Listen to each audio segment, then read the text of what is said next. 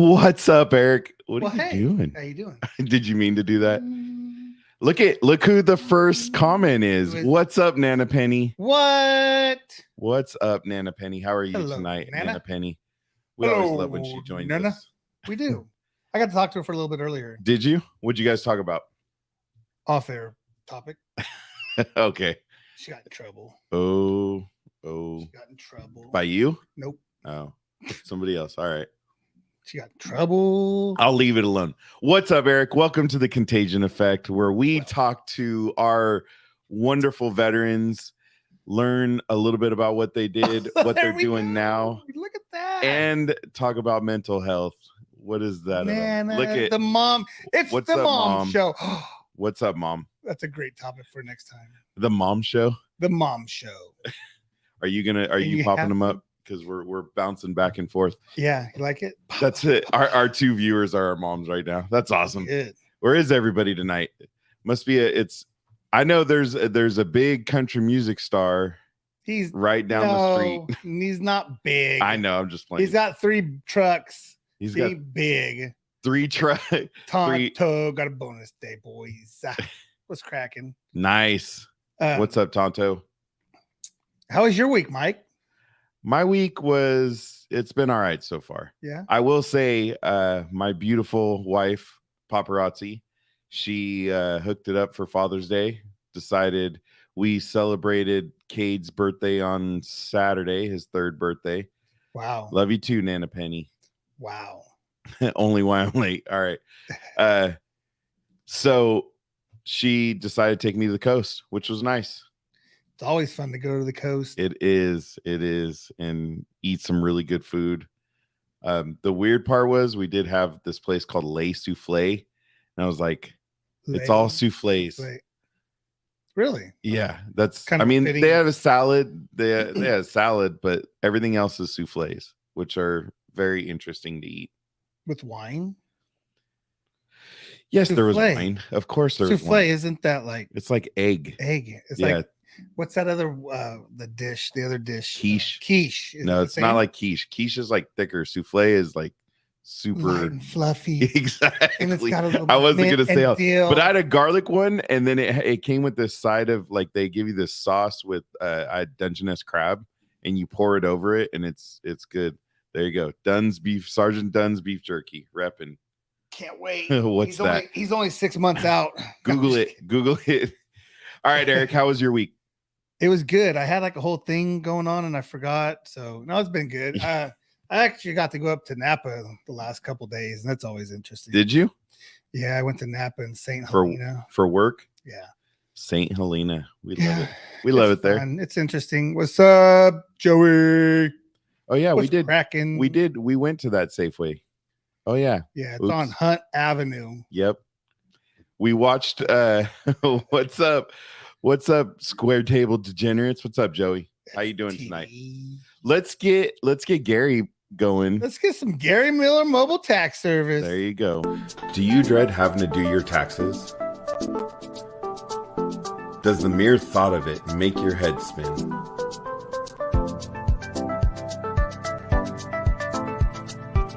Miller's Mobile Tax Service is here for you. We will handle your individual or business taxes. We will come to you to prepare your taxes. We are skilled, professional, and ready to get started for you. Call 209-678-8515. Yes, we do appreciate Gary. Hey, by the way, how'd that audio sound? Beautiful. You sounded good, buddy. Sounded so much better. Sounded tight. Fixed it all up. Got it going right. Sounded tight, dude. So I think the other piece we'll leave at the end for now. Aww. We're not. That was a one-take wonder. The one-take wonder. Yeah. Well, we got to play it every week, so it's not a one-take wonder.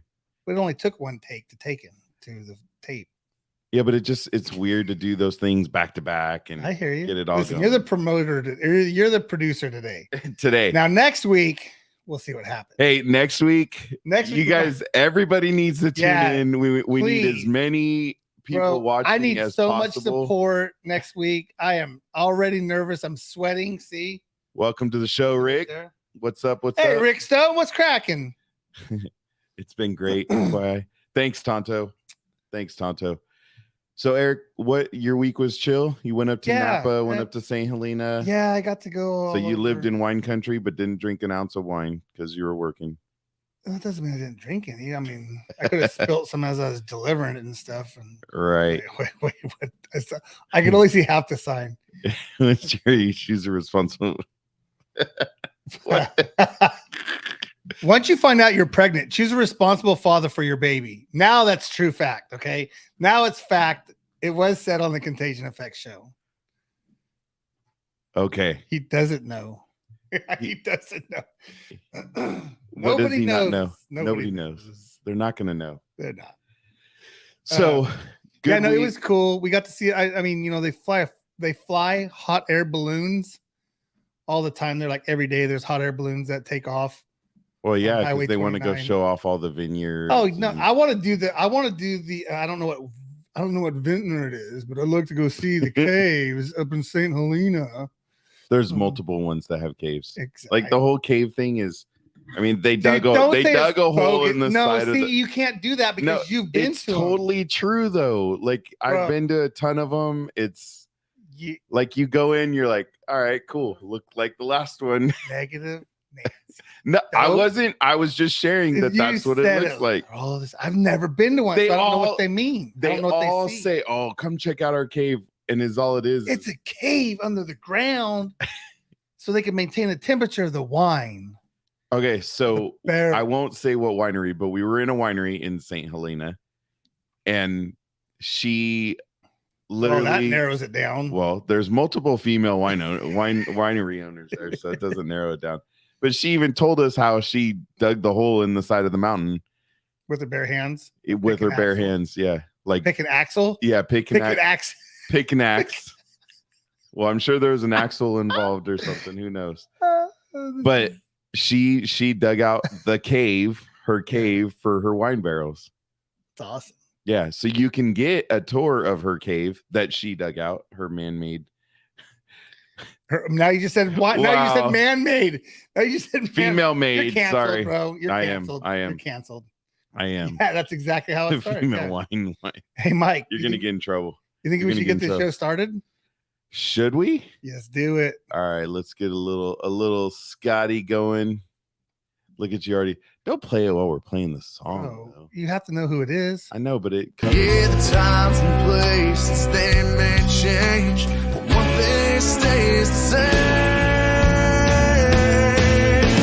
The stories that they tell about going through hell. If you think they wouldn't do it all over again, well, you just don't know them. The memories that they own of the ones who didn't make it home, yeah, sure do miss them, but they keep them all living in the stories that they tell. Look at Tonto. I'll rehire or cancel. Man, I'm sure you will. Yep. Hey, I'm sure you will. You got to stay uncanceled nowadays. That's the fun part. All right, buddy. It's all you. Ladies and gentlemen, boys and through the wonderful world of the interweb and the comment warriors and everybody else that is associated with the Contagion Effect show. Comment commandos, I thought. Comment commandos. Because everyone wants to go commando. Yeah. So no, we've stumbled across Doose Outfitters Ministry out of Nebraska through the wonderful world of what we are doing here. Multiple different podcasts that we have got together with and associated ourselves with. It's a great family. It's a great group of women and men. And it's just another show where we're going to spread some love back to the veterans. We're going to talk about some nonprofit, some healing, right? Some warrior healing. We're going to talk about some hunting expeditions, some art therapy. Well, don't give it all away. Well, I'm telling them about what we're going to be talking about. I'm not telling him exactly, but I'm not even going to tell him that he needs, the equine healing program too. Man, ladies and gentlemen, let's introduce Preach. also known. Are you bringing them in? Yeah. I I got seven windows on. Yeah, that's why Sorry. I'm letting him. Sorry, preach. I'm Sorry, letting him preach. practice. I'm letting him practice for next week. I had 7 windows. Apologize. Hi, Veronica. Thank you for joining us. It's What's going it's on, all Preach? right. Beautiful evening, waiting for some rain to hit us. It's coming for sure. Yeah, it feels like it. I had to shut the window down a little bit here in the office, so You don't want to flood in the office? no, and inevitably that's what would happen. Rick Stone, how you doing, brother? There you go. Yep, that's the way it's meant to be, Joey. Yeah. We want, every time I hear that song, it's stuck in our heads. Well, Preach, welcome to the show. Preach, also known as Kniss, and Preach is part of Doose Outfitters Ministry, which Eric mentioned at the top. So thank you so much for joining us. We really do appreciate you and look forward to learning a little more about you and Doose Outfitters Ministry.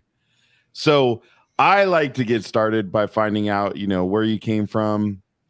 So where'd you grow up? Western Nebraska. So you born and bred and never left. No, I left, but he came back. Oh, I'm sorry. I meant. It's like a I'm magnet. just over here and get my water. No, I left. I went into the Air Force right out of high school. Had some medical issues, so got medically discharged. Went down to Texas, worked for some bigger ranches down there, worked for some major cutting horse outfits down there. Came back up here to Nebraska.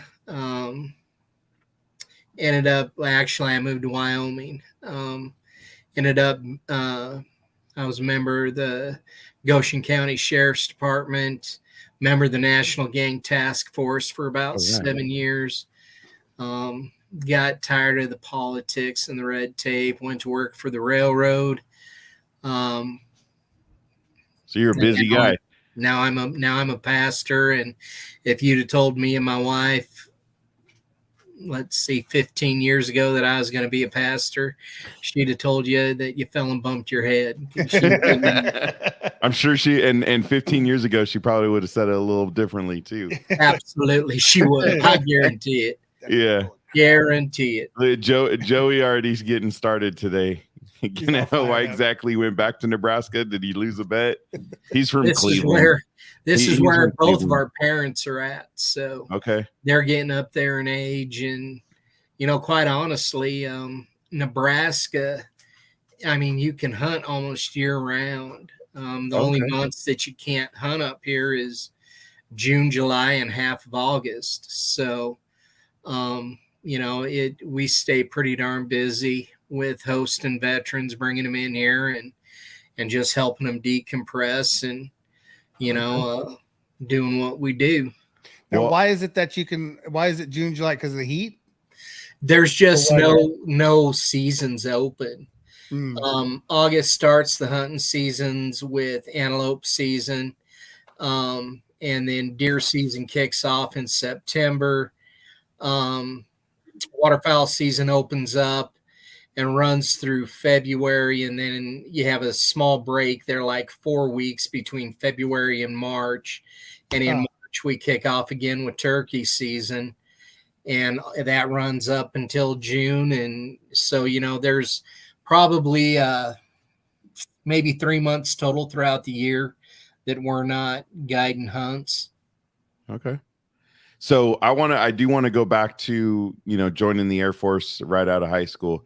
I know Joey's got a question, but we'll come back to that. So what made you decide straight out of high school? What was your choice? Why was your choice the Air Force? My dad is a Navy man. And I just wanted to, keep the family tradition alive. So I graduated from high school in 86 and went to Lackland right after that. And like I said, I had some medical issues come up, and their exact words to me were, "You never should have made it through MEPS, adios." Oh. So how long were you actually in? not long enough to complete my basics. Oh wow. Oh wow. So, So yeah. you kind of fell through the crack. Yeah, pretty much. I mean, the only proof I got's a DD 214. Hey. And I don't hang on that. I don't ever claim it, unless somebody asks me about it. Yeah. For me, it's, I spent most of my time, I spent where I picked up the PTS and those things was in law enforcement. And, I wish that my health, I would have been born a little bit different, I guess. Because I wanted to pararescues where my heart was headed. Right. Yeah. And so. Okay. So you end up getting out, and then I think when you did the rundown of where you lived, is that where you ended up in Texas? Yeah, I went to Whitesboro, Texas. Okay. What drove that decision to end up in Texas? That's just where all the good horses are. And you were, because of where you grew up, were you already into horses? We were, farm ranch. We, okay. That was our, the area we were in. We're in an ag area. Mm-hmm. So for the record, we all grew up north of Dallas, just for people keeping track. What's that? I said Whitesboro is north of Dallas for those staying along. Yep. Eric likes to share our geography. He's our geography teacher here. Absolutely. And I like to stop the show every once in a while. I like to derail it once. Off the flow, yeah, absolutely. You know it's funny now, and I love your take on it, but you start talking about the horses and cutting horses, and then you start to think about Yellowstone, right? And oh, absolutely, yeah. And some of the things they're doing. Oh, you got somebody waving at you? Ms. J's saying hi, my beautiful bride. Come on. Yeah, she can come around and say hi. Absolutely, get on in here. Come on. You do not want to see this mess today. Why not? Today, yesterday, the day before. Oh man, it's all. We're good to see the mess at any time. Come on. I think I still feel like we're in Kansas. The weather you might be. Well, as long as the tornadoes don't come. Right. Well, you know what? I think there's a tornado warning out for Mitchell right now. Uh-oh. Yeah. That's about, 15 minutes to the west of us. Oh, whoa. Well, you let us know how things are going there. I'll hang out with you guys and give you a play-by-play. Hey, he's like, I'm already in the storm shelter. That's not fair. We're going to go outside. She watches it from outside and films them. So. Oh man! So what's her TikTok handle that she posts them on? Then she doesn't do TikTok. What? Come on. We just really don't. Our social media consists of Instagram and Facebook. Really. Right now we're getting hooked up into LinkedIn. I've still got to build that up, but LinkedIn's a good one. Yeah, we're both on there, so I do know somebody that can help with social media. Hey, so we have a guy that can help you with all your social media needs at melaconsulting.com. Okay.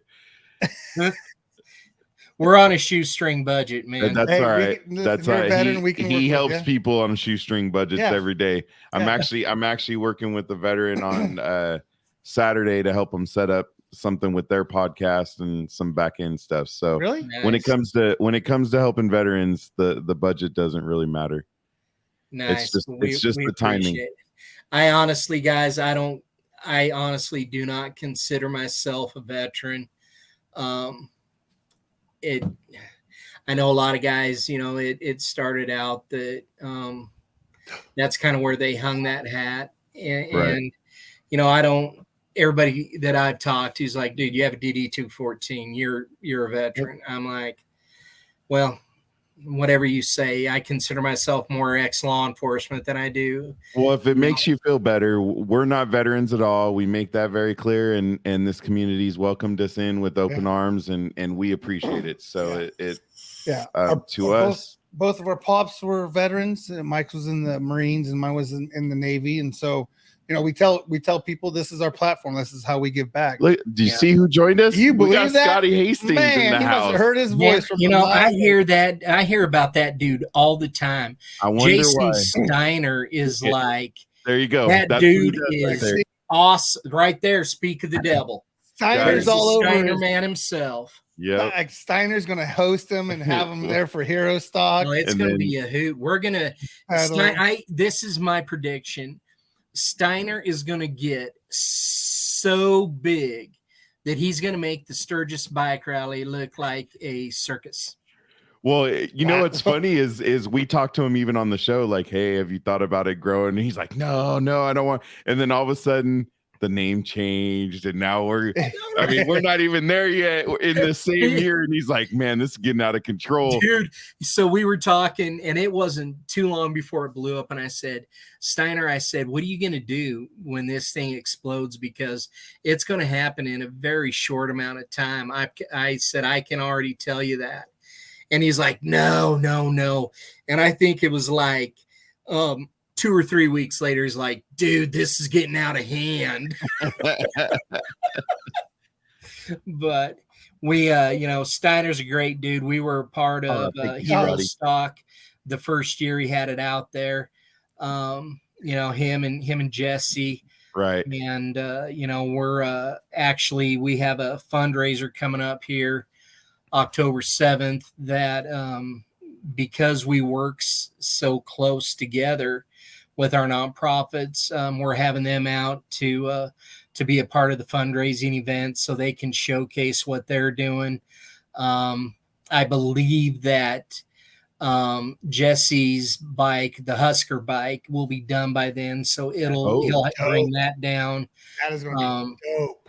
And so it's going to be, it's going to be really good. We're working at potentially having Brian Talley there as one of the presenters. So we're really, trying to pump this gala event up and really educate people on what's going on in our veteran community. And, it's an epidemic, Right. We lose more veterans right now due to suicide per day than what we ever lost during any conflict daily. And that's just unacceptable. One is too many, let alone, 140 to 150 a day. And that's a combination between veterans and active duty military. Right. And so, and somebody's got to, somebody has to step in and stand in the gap for these men and women. And that's what Doose is all about. We just bring them in here and love on them and give them a sense of belonging, give them a sense of family, a sense of belonging to a tribe again, and just spend quality time with them, encourage them to disconnect from all their electronic devices and just, let some nature healing take place in them. And hopefully here within the next few short months, we'll be able to have our equine healing program launched. And we'll be able to really impact not just veterans, but veterans and their families. So. Well, Mr. Talley's been all over the place. I know you were just on his show on Tuesday night, right? Yes. Yep. And then look, he went and visited Scotty in Nashville at Margaritaville. Yeah, that it was a good time being on his podcast. And awesome. I just think that for all of us, yes, we do have Scotty hooked up with a hunt. You bet, Jason. I think for all of us grassroots nonprofits, nothing gets lost in translation for us. It's about the veteran. And I think so often, more times than not, it becomes about individuals versus what the mission is. Mm. And we just, Steiner and his crew, the Dom team, Jesse and his crew, we just refuse to get, to have things get lost, what the real reason is. Scotty wants to get visceral and get back to the old days right there. Are you going to join him though, Preach? He wants to be in the loin. I'm going to be there to film it. You don't want to join him in that? I'll film it. He just can't wear any skivvies. It's just got to be a loincloth. Like he's wearing a kilt, right? He's got a Yeah. Exactly. You gotta go free as can be. That's right. Free falling. That's free falling. Exactly. Down for the shrubs, bro. Down for the shrubs. He's Thank you. Do they have trees back there? I don't know if they have. Do they have any? There's a few. There's a few spattered here and there. All right. Yeah, we got trees on our properties. Okay. I just want to, Come on, it's not you treating like it's another country or something, or another planet. It's flat. Like, well, our area is pretty flat, like directly around hills, us. Michael. We have rolling hills of the great grand Central Valley of California. Okay, we're in ag area too, so a lot of our area right around us is pretty flat. Yeah. My old boss came from Washington, and she's like, "It's so flat here." I'm like, "Well, if you look an hour each way, there's hills." So we're pretty flat in the valley, but you get to the north and the south of us, and there's a lot of bluffs and box canyons that get pretty hazardous. That's where we do all our mule deer hunting. We do our whitetail down on the river bottoms. We've got a couple of properties that are river bottom, miles worth of river bottom, and so we hunt whitetail there, and our turkey and our waterfowl. Okay, so Wildcat Hill State Rec area. Yeah, the Wildcats. Okay. I got you. So, Preach, what made you decide to start Doose Outfitters? Was it you? Was it a group of you? Doose Outfitters Ministry was actually my wife and I. Okay. We actually, we were a commercial outfitter for a little while when I was working for the railroad, and even at that time, it was about getting Bibles in people's hands. At that point, I had rededicated my life to Christ. The first 3 years of our marriage, she could have divorced me at any given time because I was still dealing with my demons, alcohol, right, drugs, pornography, you name it, I dabbed in it. And people have asked her why. You could ask her today, why did you ever stay with him? And she's like, bottom line is God told me he had a plan for us. It wasn't me alone. It wasn't Chris alone. It was a plan for us. And come to find out, it was Doose Outfitters Ministry. And so I didn't mind it being a faith base, but I wrestled with God tooth and nail. I didn't want to go into ministry full time, but you're not going to win when you wrestle with God. And so here we are today. I've trained under 2 head pastors at our church, and went through seminary online, and now I'm an ordained pastor, and which, in the scheme of things doesn't mean anything. I'm just a dude. I mean, seriously, I don't believe in titles. I don't carry titles. I don't want to have a title. I'm just a dude that I'm a sinner just like everybody else. And I have my struggles, and I just choose to have a relationship with Jesus. And he's carried me through a lot of storms. Okay. So where was it? I know you said, it came through on with you and your wife. Where did the hunting aspect and the taking veterans out, when did that come in? 2015 is when we started the veterans, and I really just was tired of the commercial side of things, people feeling that they deserved or they were entitled to a full bag limit or a trophy animal. And I just got tired of dealing with that attitude. And at that point, I was actually even thinking about quitting hunting because it just wasn't fun anymore. And so we ended up, a friend of mine put me in contact with a gentleman by the name of Bud DePlatchett, and he had a nonprofit working with veterans. And that's how it started. And then it just took off.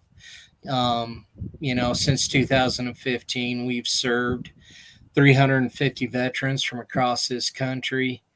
Beautiful. Wow. It's been amazing. It's been a crazy ride. We thank you, Miss Veronica. I appreciate that. It's just, I'm never satisfied. 315, yeah, that sounds like a big number, but when you look at what the statistics are, that's not even 3 days worth of individuals that are committing suicide. No. And so we need to be in front of more veterans. And that's why we have chosen to go with the equine therapy program, because it is a proven method of battling CSD, PTS, anxiety, high levels of depression, which we all know that every one of those leads to suicide. Right. And, a staggering number. I was telling Mr. Talley at the beginning of the week is that 1 out of every 3 kids that loses a veteran parent to suicide is more than likely going to attempt suicide. And so at that point, it becomes a generational curse, and somebody's got to battle that. Scotty, that's exactly what Mr. Talley said. He said that he's been through equine therapy numerous times, and it is the most effective way to treat these post-war afflictions. So let's talk about the equine facility. So I know, and Eric, if you want to pull up the page again, when we were talking to you before, you guys are looking at buying a new facility, right? Yeah, it's a full equine facility. It's got 110 acres, and it'll serve as a dual purpose facility because it has live water running through it. It is called Black's Bluff Equestrian or Bluff's Black Equestrian. I can't remember how it's those 3 words. I just can't remember which way it goes in, but it's an amazing facility. It has an indoor arena that's heated and cooled. It has an outdoor arena. It's in Sioux County? It's in Sioux County, yes. Okay. So it's Black Bluffs Equestrian Center. So, this facility, it's handy. So the majority of the road to get there is blacktop. I think you only got 2 or 3 miles of dirt that you got to navigate, but it's a gated property. So we can give that we can give the privacy that's needed and not have people coming in and out of there. Right. And it's a big enough facility that we can actually host veterans to hunt as the same time that we're hosting veterans for equine healing. Yeah, this thing, I mean, it's beautiful. Like it's huge. Just looking at the facility. We'll be able to sleep 11 in the house, and let's see, is that right? No, actually 12, 13, 14, 15. I think 16. Is that Black Bluffs? No, that's not. Or maybe no, that's not. It's not because it's green and tan. Look, everything's green and tan. Yeah, that might be. It might be something newer. I don't know what's that. Kind of looks familiar. We've only been out there a couple of times, but as a yeah, that's it right there. So it's just one of those facilities that the minute you walked onto it, it felt like home. It's got live water that runs through it. It's an artesian spring, and it dumps into a pond, and then it continues to flow through the property. And so, we're going to be able to use it for many, different reasons. We can use it. It's got a sustainable deer property, turkey property, and it's got a great waterfowl population. So, we can hunt it, but the main purpose of this property is going to be for the equine healing and just really impact veterans' lives. We're going to be working with the Bureau of Land Management out of Wyoming, using wild Mustangs as the horse of choice. So we're repurposing animals that have basically, there's over 200,000 of these animals in holding facilities that are either waiting to be adopted out or waiting to die, whichever comes first. Look at that. You're talking to us and commenting, and you're a cook apparently. So Ms. J cooks, not myself. Miss J is phenomenal. So if you ever come out here, diet for 2 weeks, because with her cooking, you're going to gain probably about 10 pounds. Yeah, I have that problem at home already, which is why I can't lose weight. So when she met me, at that point in time, I was a competitive bodybuilder, and oh wow, I told her, I said, if it ever becomes a problem, you let me know and I'll walk away from it. Well, probably 6 months to a year into our marriage, it became a problem. And I was like, all right, I'm done. And then I discovered what real food was, and I discovered what ice cream was, and I discovered what mashed potatoes and gravy, and gravy was its own deal. I mean, I could drink a ladle of gravy and be perfectly happy. I resemble that statement. So, yes, Jay, you made me fluffy. I know. I blame my wife too. It was the sympathy pains of the pregnancies and then the food after. Absolutely. Yeah. So, it's just about essentially what our program is just what we're doing here now. It's about creating relationships and just talking, and the majority of it's us listening. The biggest majority of veterans just want to be heard. They want somebody to listen to them and to know that they matter and know that somebody cares. And that's what we try to do. I'm not saying, here's the deal. Every one of our board members and individuals that volunteer for us are a veteran, and they've all battled suicide.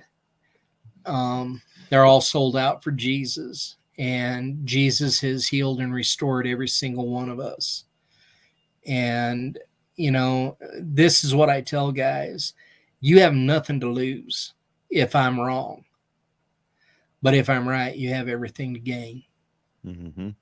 Because the things that the VA is doing, obviously that ain't working. If it was, we wouldn't be losing as many veterans and active duty military to suicide. So if you'll give our way a chance, I think you'll be pleasantly surprised. Well, and that's what I love about our show is that all the different aspects. I mean, we've had we have the guys that do rucks. We have people that help in so many different ways. Like a couple weeks ago, we had France, who he helps be kind of the liaison between the VA to simplify things, because like you said, we're missing so much from the VA because these men and women aren't being healed and aren't getting the help they need, and France is actually trying to make that happen by I don't know, simplifying it for them. But that's what's been amazing about doing this show, is having people like you on here, and doing something that, every veteran's different, right? And everybody Every has single one of them. And that's what I something that tell gets them. That's what I tell our guys,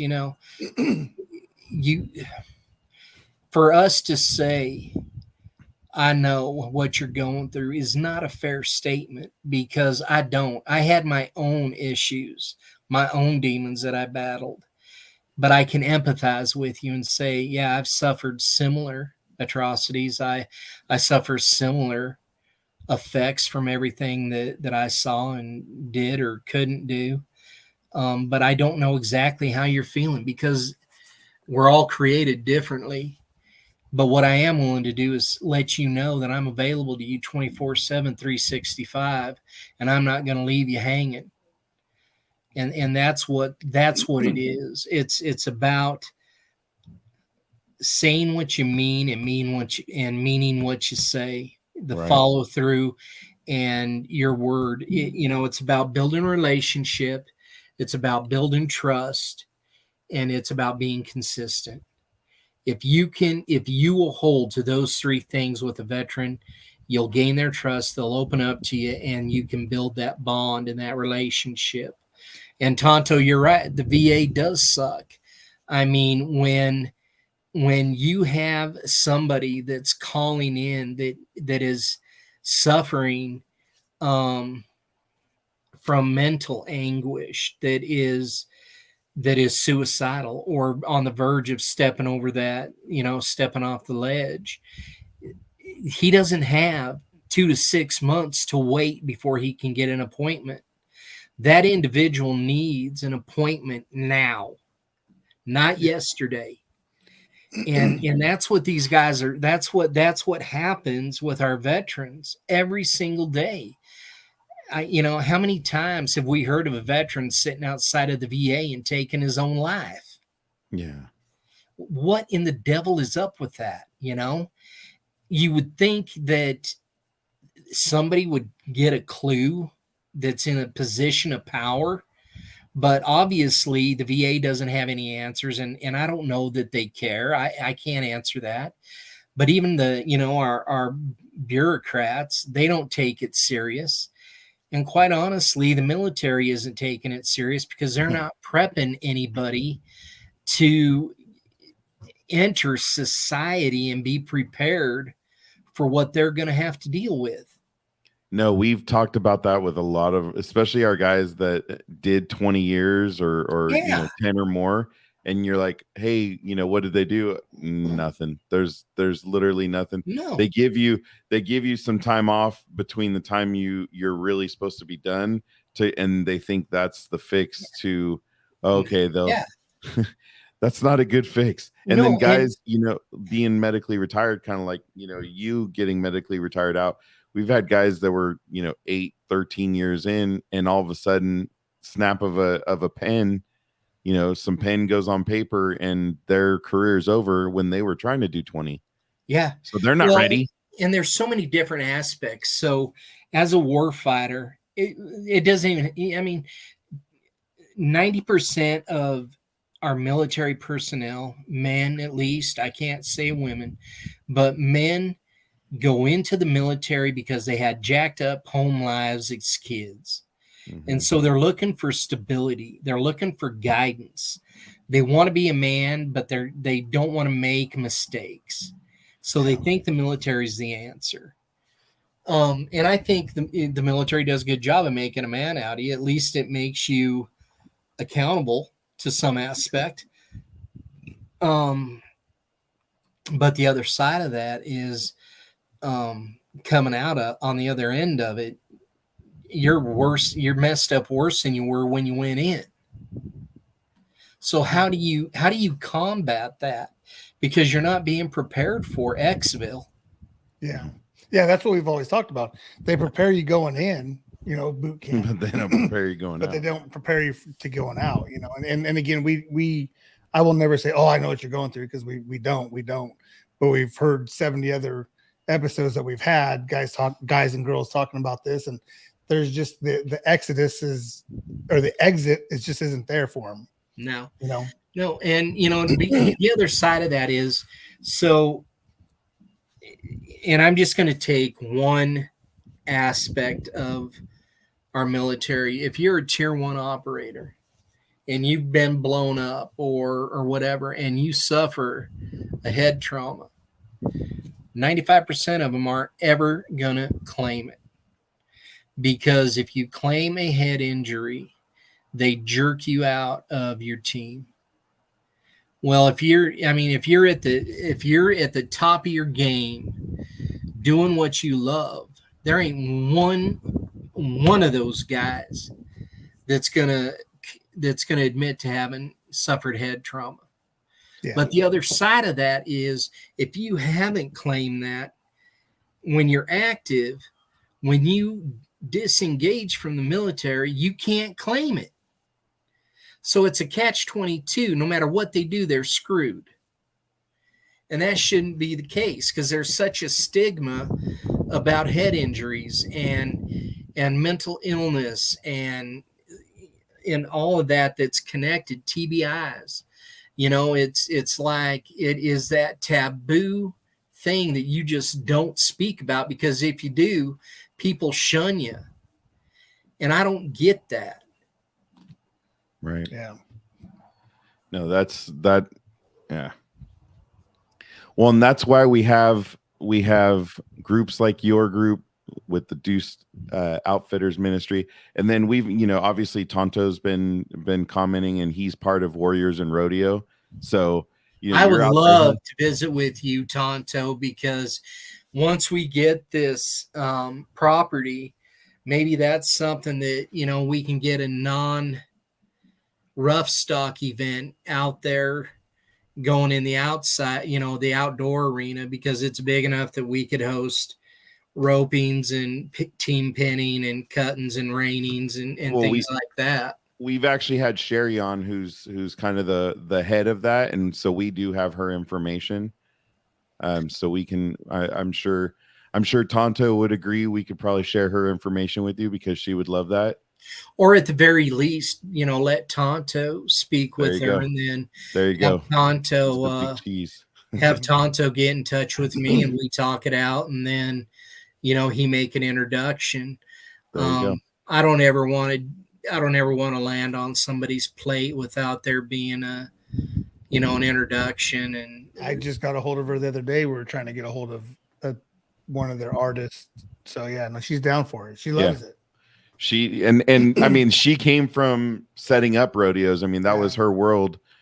So it was a pretty easy transition to turning into Warriors and Rodeo, because she came from the rodeo world and being a promoter for them. So she'd probably be a great addition to what you're trying to do there. Well, I just think that here's the deal. The way I think that the way that the system is set up, that it's set up against the grassroots nonprofits, because there's X amount of pie out there, and so they want us as mom and pop nonprofits to battle each other to get to that pie. But the reality of it is if we would just all work together and just create this hub of individuals, that if somebody calls me and I can't fulfill what that individual needs, I know somebody who does, and I'm gonna send them to that individual.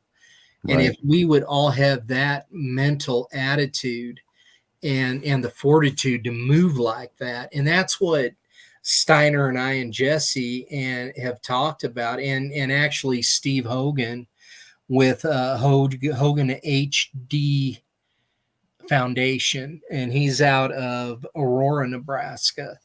And their story is amazing. His son's first deployment. He was a Marine sniper, got assigned to a SEAL team. Their first deployment, the squad leader, Steve's son, and an Afghan national were all shot simultaneously and killed by 3 different snipers. Oh, First deployment, wow. and Mr. Hogan is such an amazing man. But, enough with that. If we would all just come together and work as a unit, it wouldn't matter who's saying no, because we all have enough people in our wheelhouse that somebody's going to say yes to somebody. And ultimately that's what needs to happen. Is it's like, listen, there's a dozen of us nonprofits throughout, the veteran community that are working together, and we're committed to working together. And this is what our strategy is, and this is what we're doing. And I think that if we could get that capacity of thought across to everybody, we could make such an impact on our veteran community, and even the active duty guys that feel like, there is no option and no hope for them either. That, who can stop us at that point? Right. It's well, and I think that's one of the great things about Hero Stock is it's going to bring a lot of those groups, together, and definitely veterans, first responders are going to see how great this community is, because they're going to be surrounded by them. Right. And again, that's where I was kind of messing with Jason about, the growth of, okay, well, we need to get this out to other areas. Right. And see where it goes. But the other thing is, we do have another veteran who does a podcast that joined us months ago, and we're working on a piece of technology. By the way, Eric, there's actually somebody building it right now. Nice. This piece of technology, and it's going to be made for vets by a vet, and the goal of it is to make that world around a veteran a lot smaller, and get all of these groups like, hey, if you live in this area, or you're going to travel to this area, or hunting's your thing, go check out Doose Outfitters Ministry. Here's their information, but we're going to put it right in their hand. So yeah. I just got an email to get today, and I don't remember who it was from. Let me look here a minute. I might still have it. But it was something similar to that. I hope so, Jason. We'll have to find the venue. That's going to be the fun part. If we do it in our area, it'll be a lot cheaper. Probably Fruit Yard or something. So it's called the Veteran Resource App. Uh-huh. And it's they asked me to do was open up and put in there our area code or zip code, excuse me, and what we offered.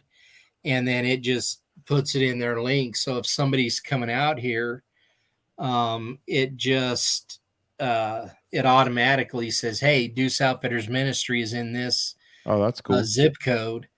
Give them a call. Right. So I think that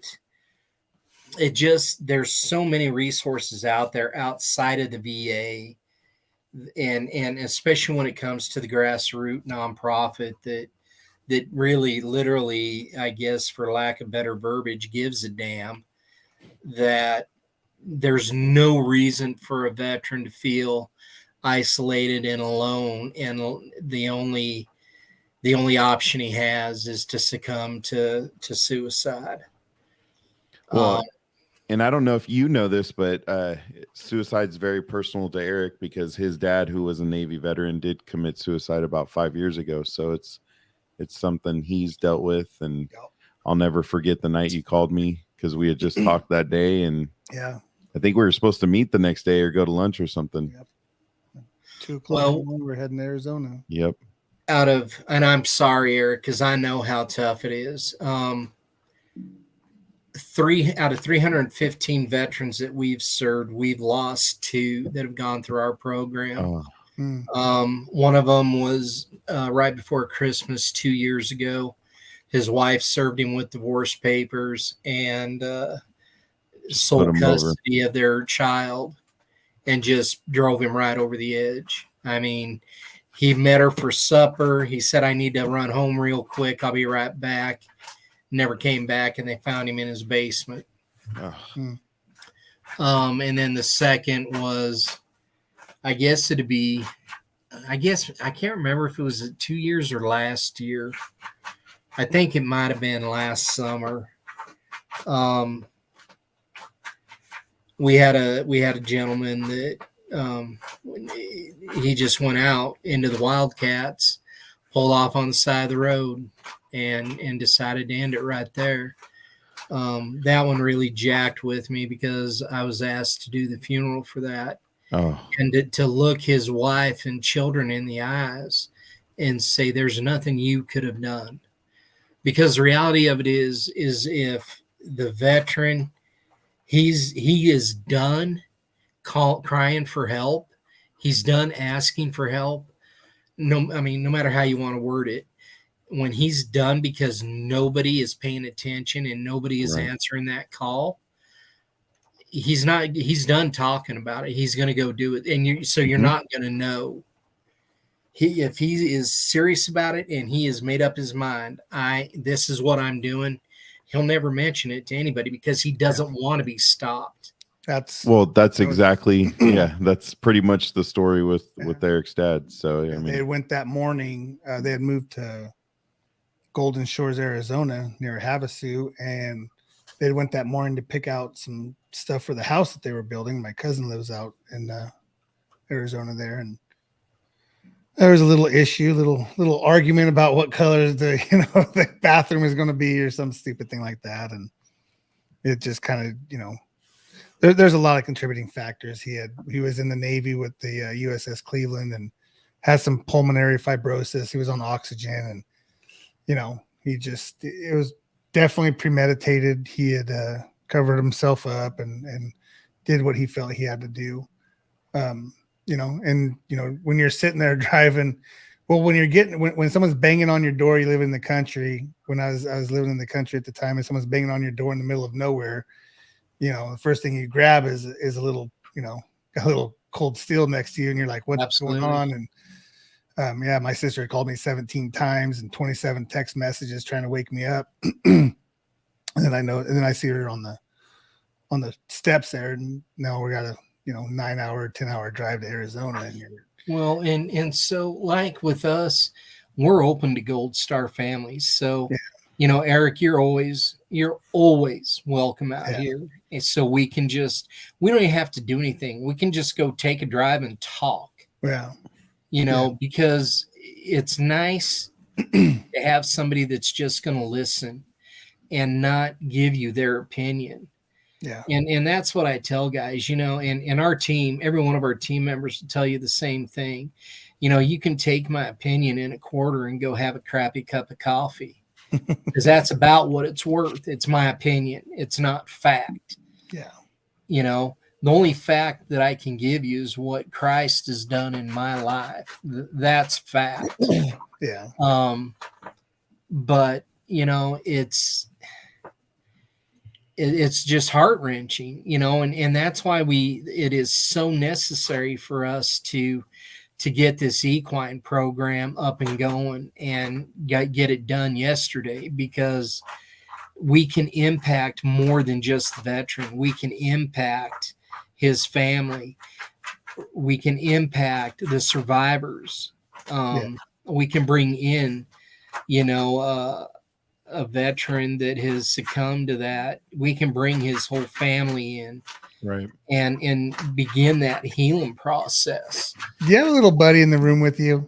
Somebody's scratching away. I do. I've got I was telling Mike, I'm like, oh, it's a dog. You got a buddy in there. I got 100-pound Rottweiler laying right there you beside go. me. Okay. And I got a 40-pound pit bull, and Oh, she's wow. trying to cool off, find a cool spot for Yeah. herself to lay down. No, Yeah. it It was funny because we were going back and I was forth. like, wait, Oh, nope, so you nope, have a that's on this. Rottweiler too? Oh yeah, he's the biggest baby in the world. Oh yeah, no, ours are two big babies. Well, one I swear she's like Malinois instead of Rottweiler because she is athletic and she is hyper. So Oh, that's the way mine is. Freedom is just an absolute mess. I mean, until we have veterans or our grandbabies show up. If our grandbabies are here, he is automatically on alert, and there is nothing that's going to get to those babies.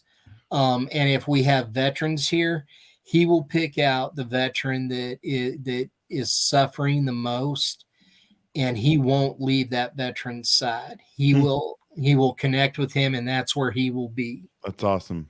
Now Lulu, our little pit bull, she loves whomever. I mean, she'll find somebody and she's right there on them, and she's got a pretty good sense for it too. We lost our next youngest daughter on March 25th of this year. Oh, I'm sorry. And these dogs would not part from my wife. They would not let her out of their sight.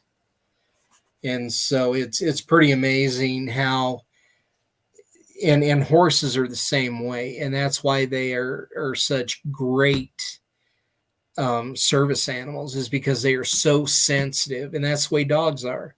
Mm-hmm. They are so sensitive to human emotion and picking up on that energy. And that's thank you, Ms. Veronica. That's the way God created them to be. I mean, what does dog spell backwards? Yeah. And horses are the same way. Horses are the only animal that is mentioned at being in heaven. Did you know that? No. So, they're both amazing service animals that can really make an impact. We went down to the ranch that we'll be getting our Mustangs from the first part of the week, and our grandson, who it was his mother that we lost, and my wife were walking down the alleyway where the stalls were, and each one of them a different Mustang picked each one of them, and every time they would approach that stall, that horse would stick its head through the gate and wrap its head around them like it was hugging them. And it was amazing. And and to see the response, quit it, lay down. To see the response that happened in my wife, and the smile that lit up my grandson's face just made it all that much more. Well, it tells you you're heading in the right direction. Yeah, absolutely. It's just like we should have had this thing up and going 3 months ago. But like all nonprofits, it's finding those investors or finding those donors that are like, yeah, I see what you're doing. I see the value in it, and I see the need for it. I'm on board. Let's make this happen. And so, that's why we're putting on this gala event. We've got, and that'll be happening on October 7th in Mitchell, Nebraska. I believe Shadow Mark is going to be there doing a live podcast. Nice. Well, they're in the same state with you, so they and he was like, I think that we could almost do a telethon like thing during the live auction, and which would be really cool. And then if we get Mr. Tally out here, he said he'd be willing to do a live feed as well. Chris, just wait. They're locked up, Jason. So you It was about the howling that I was telling you about. We Oh. had one time where, and I forget if it was with Steiner, but we had the fire trucks go by and the dogs were literally right behind us howling, so it just took over the show. Yeah. So, it's just, finding those angel donors. And Right. like I said, we're hoping to have a great show. Steiner's part of our team. And that dude, he just goes above and beyond every day. Steiner and I talk probably 3 or 4 times a week. He's a great dude, because I was kind of sharing that I was down, and I think he called me a couple days in a row to check on me every day. So he's real deal. Like, yeah, he doesn't play. And and I'll tell you guys what I tell every veteran that comes through our program. You're family to Doose now. You're a part of our tribe, which automatically makes me available to you 24/7, 365. I don't care if it's 3 o'clock in the morning on Christmas Day. If you're dealing with some stuff that is just beating you up and the demons are coming, please don't fight it alone. Call me. And let's talk.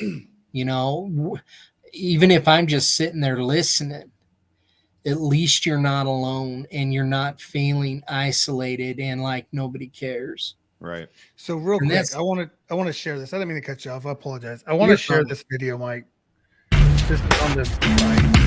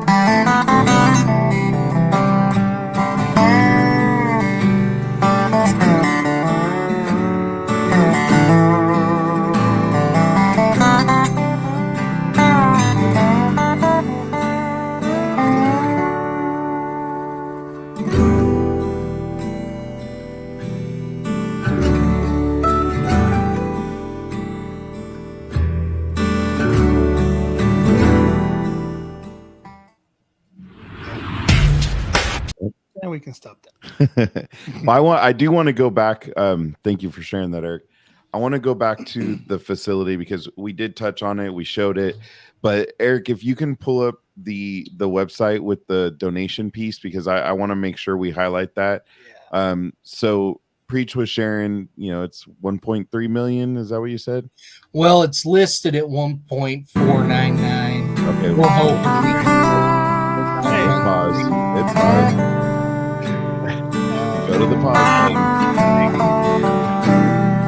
I love that. At least it's a nice song and a nice There. video. Yes. The express written consent on that. By the Yeah. Preach said we could. I got you guys. It's 1.499 million, and you need 300,000 down, and that's currently what you're trying to fund at this point, right? Is Yes, that 300,000? So when Eric has a chance, otherwise I can do it. See what he did there? See what he did there?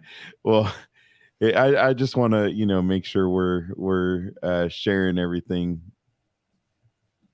There we go. Let's see if we get it.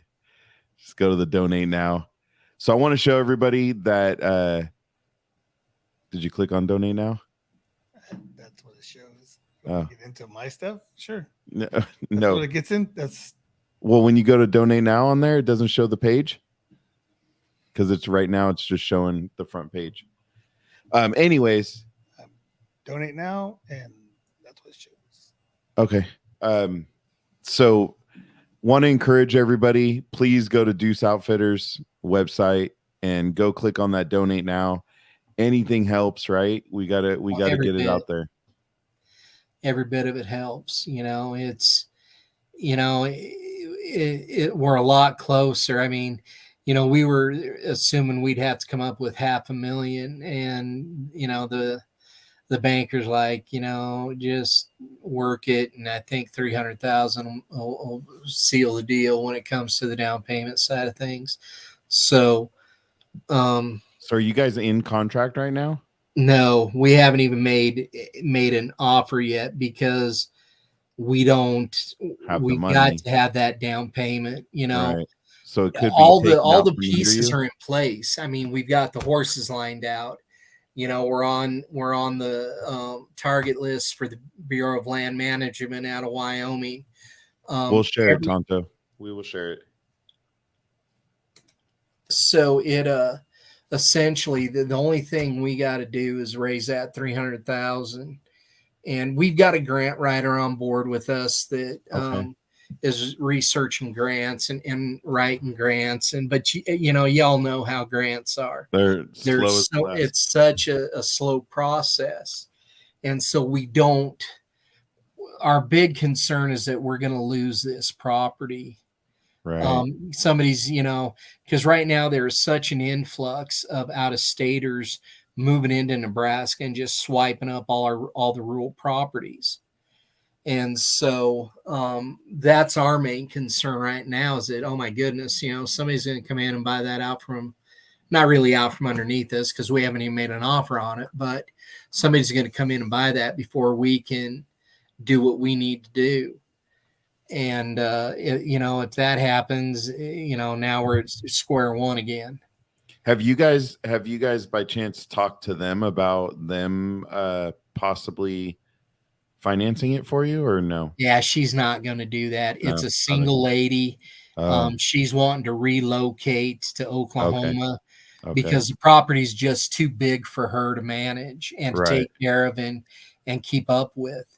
The property has a 40-acre plot of alfalfa, so we can raise our own food for our own stock, and plus sell some of it. So what we're hoping to do is use the property to generate income to make the payments. Now, I'm sure she's paying on it right now. I don't know if you know that or not. I don't have the answer to that. Okay. I don't know if it's paid off or not. I think I'm just going through all the options. If you guys can assume the loan, if there's anything, there's so many options out there.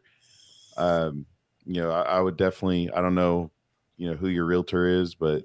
Well, I think the thing is, though, is if she's wanting to make money on it, and if we assume the loan, she ain't going to make anything. Well, you would still have, there would still be a piece to the down payment money would be the money. Part of the money. You have a real estate agent? Well, no, and assuming the loan, here's the realism. No matter what, if you assume the loan, there's a difference to be paid. So I'm just looking at any options that could work, which that financially, if she only owns 200,000 on it, you're not going to be able to assume the loan because you're not going to be able to cover that difference. Right. At all. Right. So I don't know where she's at financially with it, because that's where, that could make, well, I'm thinking she's only owned that property for, maybe 10 years. Okay. Well, and she probably didn't buy it for 1.5. Yeah, I don't know how much she purchased it for, but that right now is the going rate on it, and right. So it's something like that here would be like 6 million. Tenfold. Yeah. Yeah.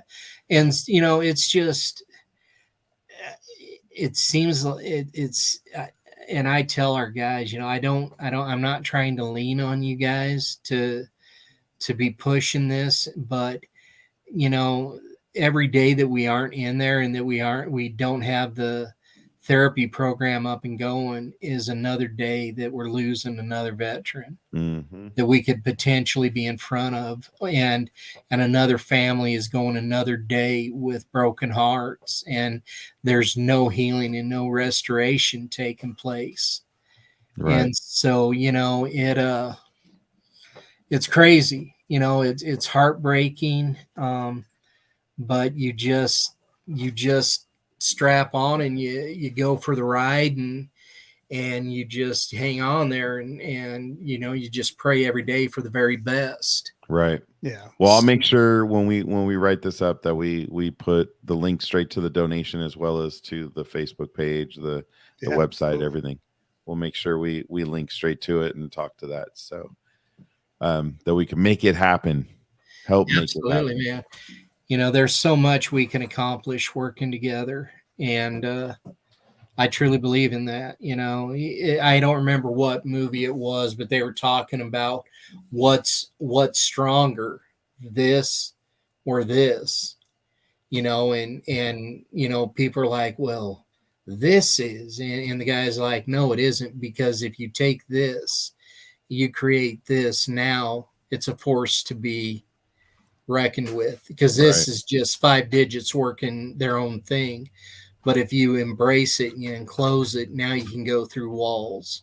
And so together we can impact lives. Together we can make a difference. And that's what the mindset that people need to be in. To try to do it on your own, you're limiting yourself. But if you get a team with the same focus and the same mission, you can knock things out of the ballpark.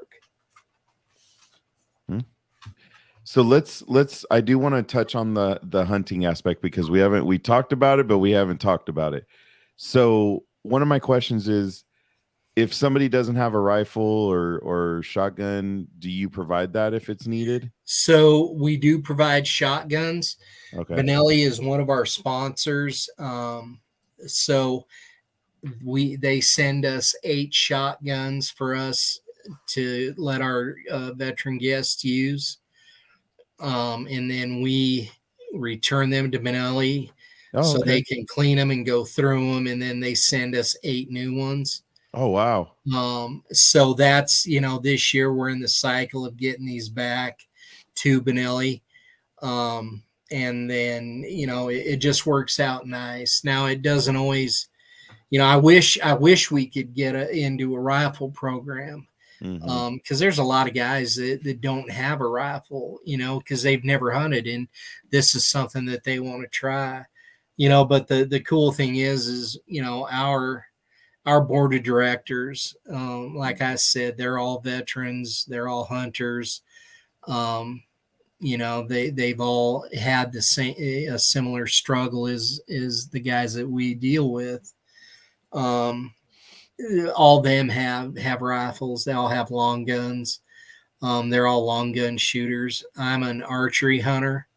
And so there's just something, once you archery hunt something, it's a whole different game, and you just really don't desire to use the long gun anymore. Right. And I'm at the age now that I've killed enough in my lifetime that, for me, I just as soon go out and work birds. And for me, that's the fun part, is working these birds and getting them to do something that they wouldn't normally want to do. Right. Now, how about for the bows? Do you loan those out? No, we don't, because bows are a whole different ball game. They are set up per individual. So a compound bow is set up to an individual's draw length.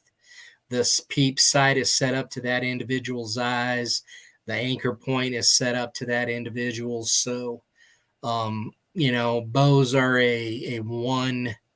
they're an individual, they're an individual weapon for one person. So, sorry, I'm a city boy, so no, you're fine. If you get lucky enough that, like, I have a 26.5-inch draw length.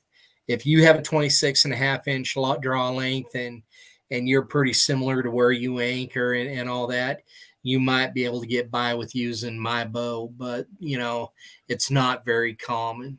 Right. Chances are slim. Now, you mentioned in Nebraska, though, Nebraska, you can use a crossbow. So in Nebraska, a bow is a bow. So no matter what, bow season, you can either use a compound, a crossbow, a long bow, a recurve. A bow is a bow. It does not matter. So if you have a crossbow, you're good to go.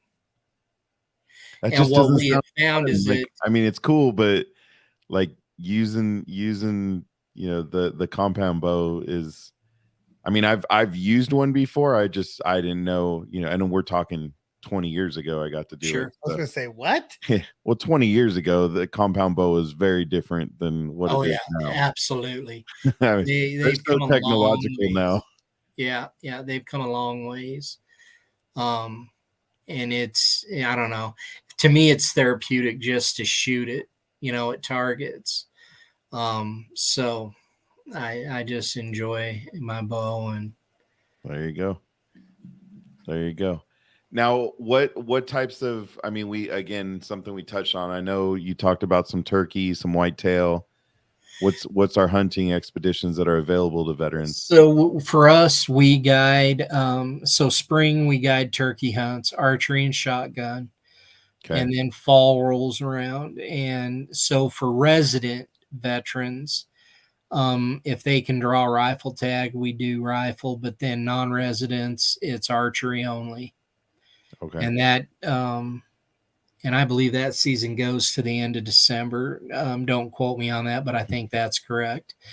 And then September 1st, deer season opens up, mule deer and whitetail. So in Nebraska, there's no specifics. A deer is a deer. What you are guided by is location. So we are Upper Platte and Plains are the two areas where we have properties. So a deer is a deer. We do archery opens September 1st, runs to December 31st. That's one of our local properties. That was a nice group, a bachelor herd of bucks. And then rifle season opens up usually within the first 9 to 10 days of November, and it runs for 9 days. And then black powder season opens up in December 1st, and runs to the end of the year. And while deer season's going on, waterfowl season opens up October 25th for ducks.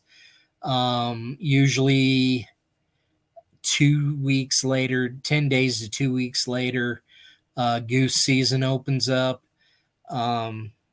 Ducks run to the end of January, and then goose runs until I want to say February 18th.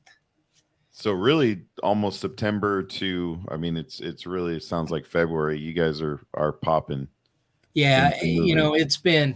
We did so many deer hunts last year. It was crazy.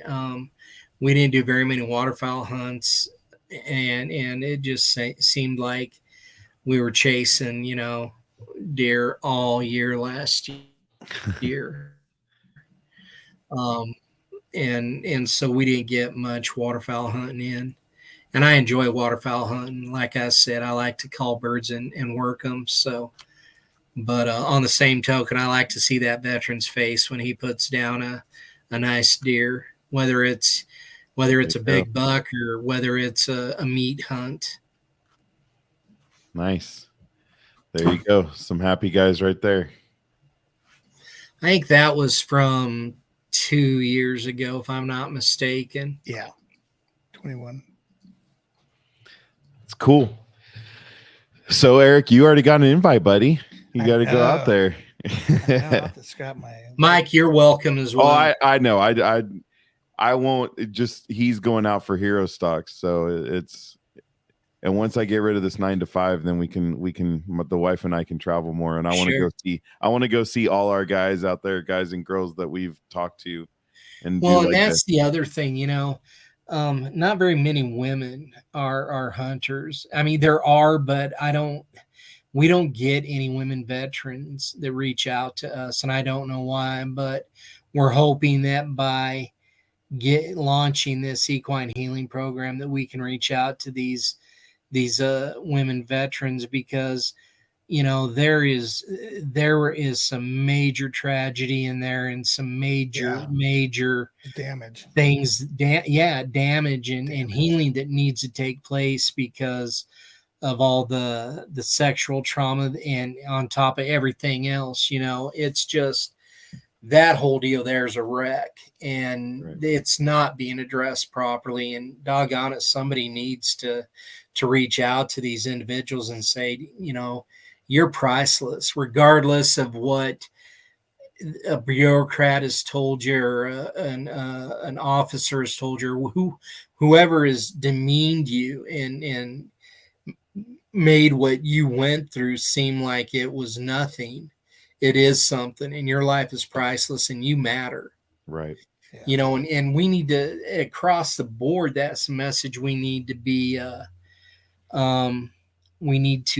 spreading, because, you know, if that veteran succeeds in taking his life, it hasn't made it, you know, their response is, well, it'll make things easier on my family and my wheelhouse.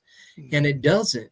No. It just causes a ripple effect that totally destroys the grounding of that wheelhouse. And, you know, so there's a lot more damage that's done by him or her committing suicide than if they would just reach out to organizations like us. Yeah. And, you know, these men and women are priceless, and doggone it, we owe them. I'm sorry, but no, you know, you don't need to apologize. I agree.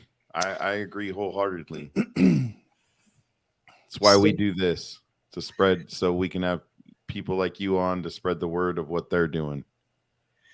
Yeah, it just breaks my heart, you know, to hear the stories every single day. And you know, I wish that I could wrap my arms around each and every one of them and say, you matter, and I've got you.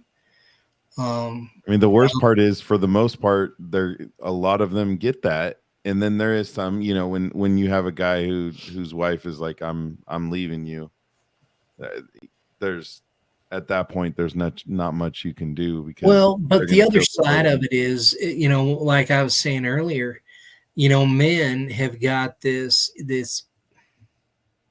ego about them. They don't want to, they refuse to appear weak, and they're not going to admit that they're broken, and they're not going to admit that they need help. And the last person that they're going to talk to is a spouse, because that surely isn't going to happen, because he's the man of the house, he's the breadwinner, you know, and so that's not going to happen. The spouse is going to see, you know, things crashing down around their ears and not know what's going on. And so, you know, we have to get this mentality stopped, that, you know, doggone it, it's okay to not be okay. All of us are screwed up to some extent, you know, others more than you, others less than you, and by different means and purposes, that, you know, but, you know, you got Jason Steiner, that I can guarantee you, if you called him at 3:00 in the morning, he's going to answer that phone, and he's going to say, I don't, you know, Jesse's the same way. You know, my vice president, Troy Sorensen, he's going to do it. AJ, one of our board of directors, that phone would ring once. Eric Tanner, one of our other board of directors, you know, each one of these guys dealt with similar demons, and they came through the other side. And not to say that they aren't still carrying scars and wounds, but they're in a lot better place now than what they were. But each one of these guys is willing to commit, and they're going to follow through. And that's the key thing, is the follow through. If you say it, mean it, and do it. If you can't, if you know in your heart that you get a phone call at 3 a.m, you ain't going to answer it, then don't say you will. Right. Because right then, you just proved what that veteran's been thinking all along. Nobody gives a shit. Yeah. No, So, very real. you know, if you're going to talk about it, walk it. I think that's the best way to probably explain Doose Outfitters Ministry and preach right there. Is he just said if he's going to say something, he's going to do it. So preach. I appreciate. We could probably hold you hostage all night. Yeah. And I keep do going it. through stuff. Well, and I mean, for me, it's you know, we all go through things, and there's times in this show where I kind of bring my dad up and I start thinking about things, and it's like, you know, you bring up those emotions, you know, because you wonder what you could have done differently, or what you could have done, or reached out, or said this or said that, and you know, that year there was 4 graduations that he missed out on, you know, and then 4 years later there was more graduations that he missed out on. I mean, my youngest was in 8th grade, you know, and wasn't there whenever high school came around, and now what the girls are doing now and the twins, and it just it pisses me off all over again, you know. Absolutely. It's you know, with your message, Mike, it's like as farthest from the truth is you just sit here and you get pissed again. It's very fair. Very fair. Thank you for sharing that. Well, preach. I do have one last hard question for you. Eric, you gonna have any guesses? Probably, yeah. Okay. So you and Miss J relaxing at the end of the night. What's the go-to drink? I don't drink. Well, it can be. It doesn't have to be. It's just what's the go-to? You're just sitting there relaxing. It doesn't have to be alcohol. Sweet tea or cup of coffee. There you go. Sweet Always tea. sweet Got tea. one. That's my go-to, man. You know, I really struggled with drinking. No, and And I wasn't a beer drinker. I mean, it was a low ball of whiskey on the rocks, and that was it. You know, I'd get started, and Ms. J, Jenny Kniss is my wife. Everybody calls her Ms. J.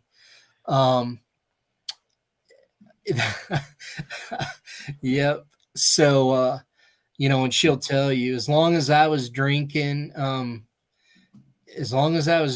blended Canadian whiskey, she was pretty safe, and anybody around me was pretty safe.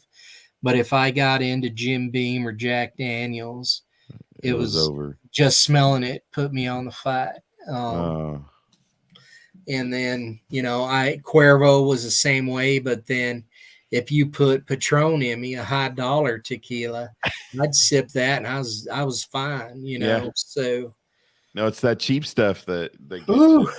Boy, I tell you what. You know, and I'm not gonna lie, I still battle those demons. You know, when our daughter passed, man, I wanted a low ball of Pendleton real bad.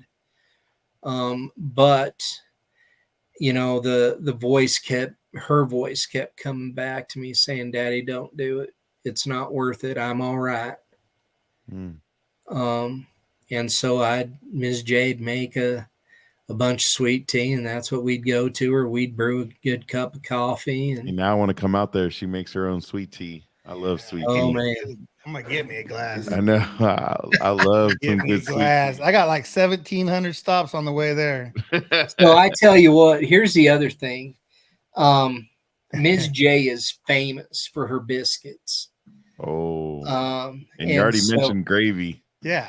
So she has literally had veterans that were getting ready to open up a restaurant offer to buy her recipe from her. And she's like, nope, it's a family secret. Her mama even asked, Jay, how do you make them biscuits? And I'm like, it's a family secret, Mom. And she's like, well, how much more family do you need to be? I said, well, you ain't family enough. That's funny. So, they're not that good. That's what I'm saying, Veronica. I'm like, I'm craving some biscuits, and he's already been talking about gravy. That's my kryptonite right there. Some good biscuits, man. And gravy. I don't need whiskey. Just pour me a low ball of gravy. Exactly. I agree. I resemble that statement. Well, Preach, it's been a true pleasure to have you on this evening. We really do appreciate it. We appreciate you sharing Doose Outfitters Ministry story. Please, I will post all the links for the show. Yeah. It'll be in the podcast. We're gonna get that money. Info. We're gonna find someone. We need to. Yeah. Where's Gary tonight? Where's Gary tonight? Yeah. We guys, anytime, don't ever hesitate to get a hold of me. And anytime that you have an open spot you need to fill, just holler at me and Yeah, I'll come we can on. do I enjoy these sessions, and it doesn't even have to be talking about Doose. I mean, we can do a wacky Wednesday thing if you guys want. No, that's already Brian Roof's thing. Right I know, but it's all raise the roof. I ain't gonna touch that wacky. I'm all about hooking up with brothers and yeah. Well, we're gonna do a forum. We're gonna do a round table. We've done them every 25 episodes or so. Yeah, we're still trying to chase Tonto. For some reason, Tonto just doesn't want to be on our show. It's fine. It's probably because Eric won't be able to say his last name or something. I was pretty close. Tonto, check your messages. Doose sent me a message to send to you, so that's in your messages there. But yeah, no, we did one for 50. We're probably going to do one for 75, which it's going to probably be around 85. It won't be because we've already skipped that. We're 10 weeks out. Yeah. I think we have 2 weeks in September open, and I'm getting the hey, you ain't got nothing open yet. I'm like, hey, man, it's not that we're popular. It's just it's just on the keep hustle, scrolling until you're in October now. Yeah, it's just the hustle. You guys are going to be as big as Steiner. We can only hope someday. We can only hope. The funny thing about Steiner. Listen, we're taking credit for that. Yeah, we are. We're taking credit because I'm pretty sure Steiner reached out. That was our first person to ever reach out to it. Yeah. Like we were always reaching out to everybody else, and Steiner was the first person. So I was like telling her, I'm like, well, we gotta vet him. We don't know who he is. We didn't go get him. So who is this guy? And then we that guy, he's amazing. Such a good dude. And Jesse was a pleasure to talk to that night too. So yeah, both those cats are you just don't find people, I mean, it's really hard to find those people that fit in that inner circle. We've been burned so many times by people that said one thing and then their actions showed something else. And so we have been so gun shy for so long. Yeah. And it was a breath of fresh air for Steiner to come into it. And, he met 2 of our board of directors before I ever met him. And the first time that he and I talked, man, we just clicked. I mean, It was like, we'd been friends, our entire lives. He's got that personality. Yeah. And now, shoot, we talk, like I said, we probably talk at a minimum twice a week, but typically it's usually 3 or 4 times a week, even if it's for 10 minutes, just to say, hey, I got this going on. Is this something that you can help out with or something like that? So it's just amazing how tight knit, and he's that way with everybody on our team, minus Eric Tanner, and it's just because he hasn't met Eric yet. Yeah. Right. But him and Miss J have talked, and she slings it at him like she does me and the rest of our team, So she makes sure that he feels like family. That's awesome. That's awesome. Preach. Thanks, man. We appreciate you coming on. Well, hey, Scotty. Yeah. And, hey, there's another. Yeah. There's another Nebraska. Yep. You're gonna have a ruck going on. Tonto, I got your message. Yeah, I can hear it. That's. I was like, do I hear a horse? Like horses? Yeah, those were Mustangs. That's so awesome. Yeah, Tonto, I got it. I'll put you in my phone here as soon as we're done with this, and I'll text you back and let you know. And then you can call me anytime. And remind him whose show he started commenting on first too, Yeah. so he knows which one to join first. So Tonto Tonto. needs to be on you guys' podcast first, right? Yeah, thanks. Yeah, because we Hell, met yeah, him. We see? met him. We actually met him through Schaefer Mueller, who's another country veteran Part of country Operation singer. Encore. Yeah, part of Operation Encore. And then then it was we ended up getting introduced to Sherry through Schaefer's show, and then Tonto. It was awesome. It's awesome. It's a great thing. I think we ought to get Tonto to just put on like this big country rodeo festival. Well, that'll be Sherry. Sherry's Tonto but will ride in Tonto in charge of it. No, I don't think he wants to be. I don't think he wants to be. I'm going to say no right now. With some of the comments he makes, man, I don't know. I don't think so. I'm just saying. Yeah. Who's brief this Saturday?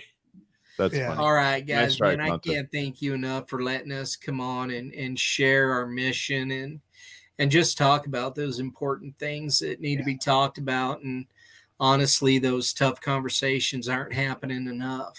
Right.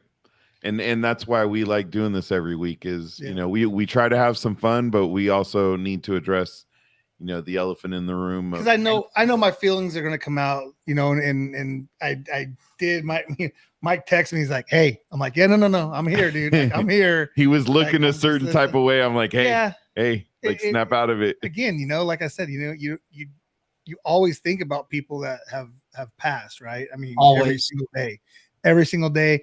And I know Tom would be all over this, and he'd be part of the comment. My dad would be going crazy. And Mr. Ellick would be just. I mean, I get it, but again, I know life happens, and being a little bit older now, we go through chapters of our life, and you're like, okay, what are you teaching me now?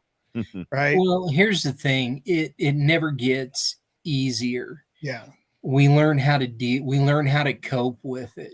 That's what it is. We find coping mechanisms. Yeah. It doesn't but they have to be good ones. Yeah. They have to be good ones. It doesn't get easier. Father's Day for me was probably the hardest day of my life since her passing. Oh, I bet. My wife was like, "What is wrong?" I said, "I'm just having a bad day. This day, I hate to say it, but it sucks." Yeah. Regardless, we went and saw my daddy, and, but it just, my mind kept going to her and thinking, man, I miss you. How could you not? I mean, how could you not? You wouldn't be human if you didn't. And we got two other girls that are priceless to us. Yeah. But our youngest lives in Caney, Kansas. Our oldest lives in Casper, Wyoming, and Paige, she lived, just, an hour away. So we saw her a lot more. Right. And that's why, we had such a strong relationship with our grandbabies and our son-in-law, and we had such a solid relationship with her, and the day it happened, I truly was scared. It pushed my wife over the edge. It's something that I hope I never have to do again. Right. I hope we never want to deal with losing a child. Like that's, I mean that. See, and this is a whole nother talk. Like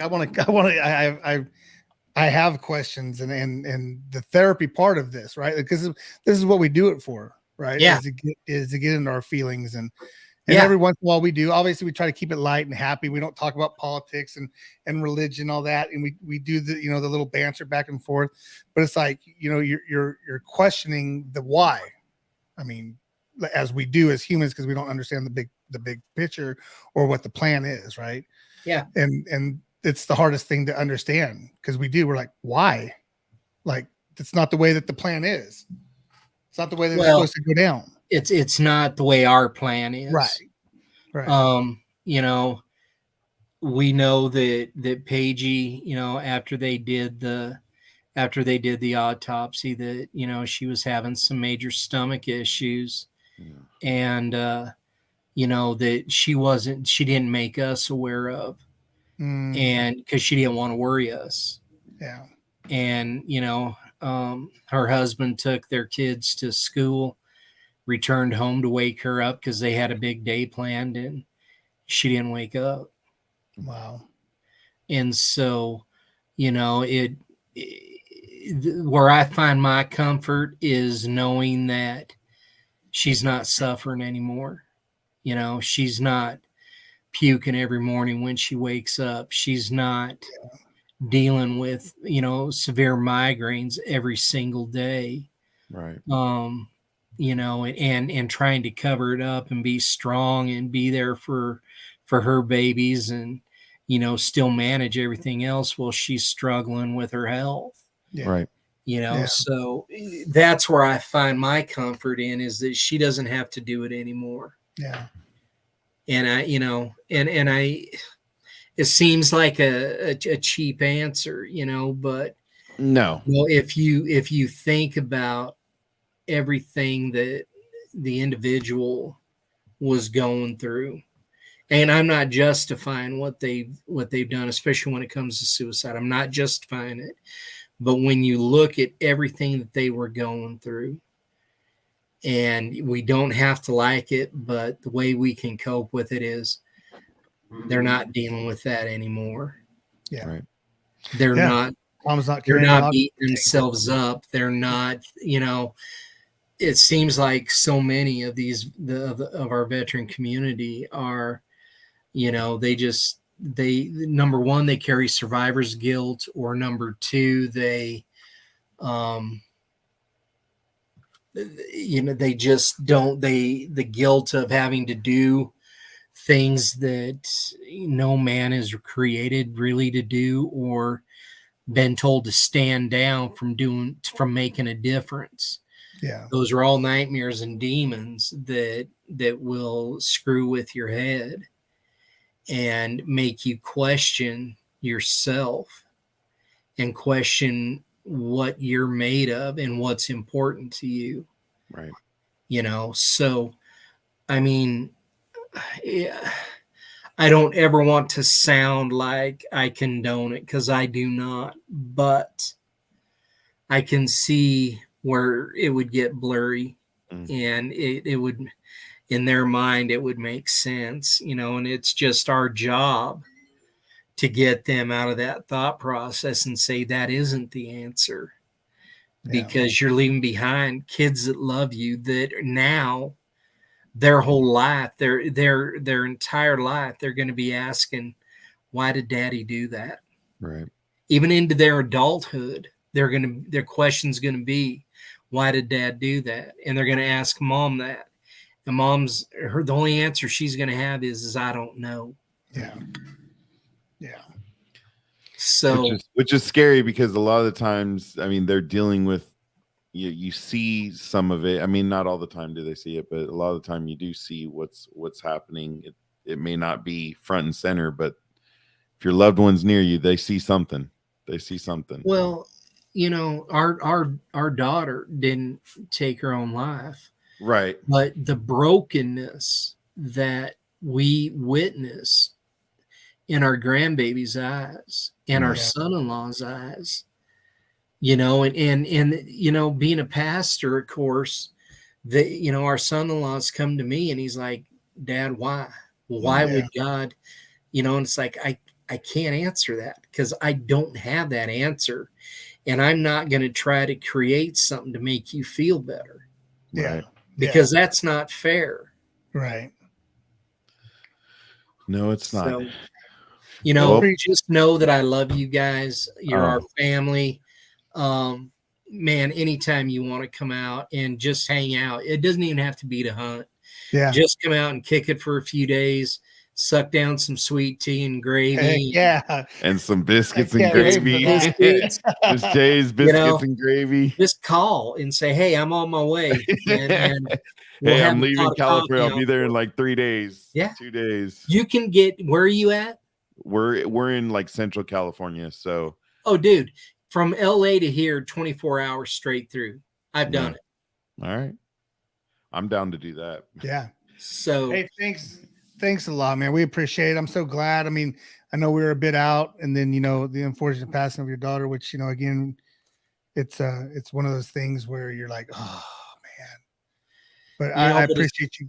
Yeah, it's one of those things that help me to empathize. Yeah. You know, it's Yeah. just something that I can use in the ministry to just relate. And, you know, and granted, we've suffered a couple losses, and ultimately, you know, like I said, I cannot say that what I'm going through is the same as what you went through, Eric, because it wouldn't be fair to you.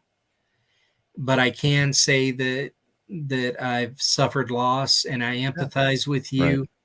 And let's just get together and talk about it. Let's do it. I'll give you a couple hours to get that tea ready. Preach. You go have a wonderful evening. Thanks, with Miss J. We appreciate her joining in and getting to hear her voice. She's awesome. Evening.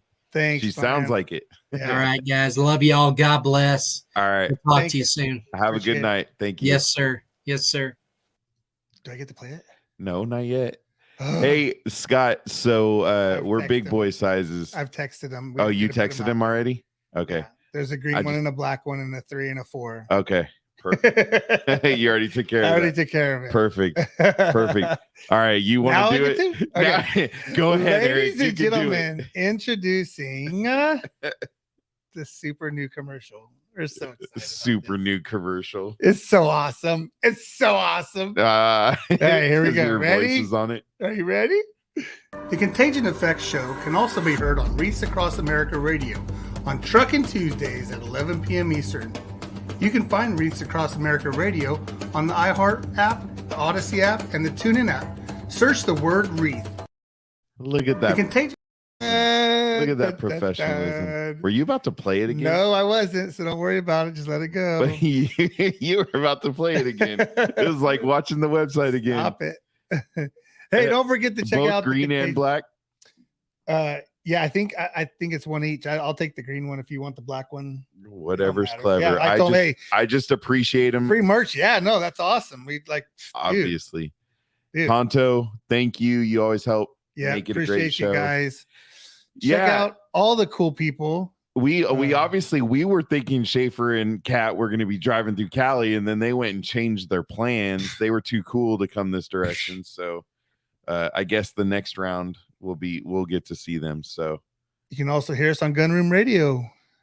Check that out.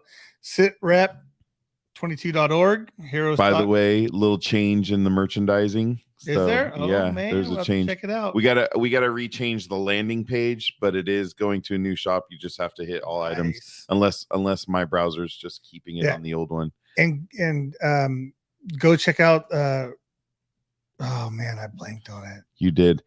By the way, everyone. Again, we mentioned at the beginning of the show. Next week, I do have to miss most likely. Eric's I need everybody. It's gonna be Eric's gonna be on his, dude, he's gonna need some love and support. He's gonna need the comment commandos. Hopefully he can manage it all. He has to be the producer. He has to choose everything. And let's hope his internet works great at his house, because we do have great internet. You're gonna be sitting right next to that router again. No, I got a cord. I got a 50-yard now you can go somewhere else. Internet cord. All right. All right, there you go, Tonto. Tonto, Tonto, you can take my spot. You know who I think would be great would be Steiner. Steiner should come join you. We'll see what happens. All right. We're gonna have since we brought up next week is Barbara Sims from Encore Music. She is going to be joining us live as I'm struggling to bring it up. Barbara Sim with Operation Encore. Thank you. I was waiting for you to fix Operation Encore. I was waiting for you to fix it. Yes. All right. I'm looking forward to. I might be driving, so I might watch. Oh, no, please don't. Or please don't. I can join you from the mobile, but I can't do much. Take the day off. We got it. Well, we'll see. We'll see what the drive looks like. Yeah. Because we'll be driving back from the coast. I'll be definitely looking for love and support and all that good stuff. Any glitches, we'll just blame it on StreamYard. On the rain. Okay, I might. There you go. Let's go. Let's go. All right. Hey, I mean, we'll see what happens. All right. Or Preach can help you out. Yeah, we'll bring Preach back in. Eric. Deuces.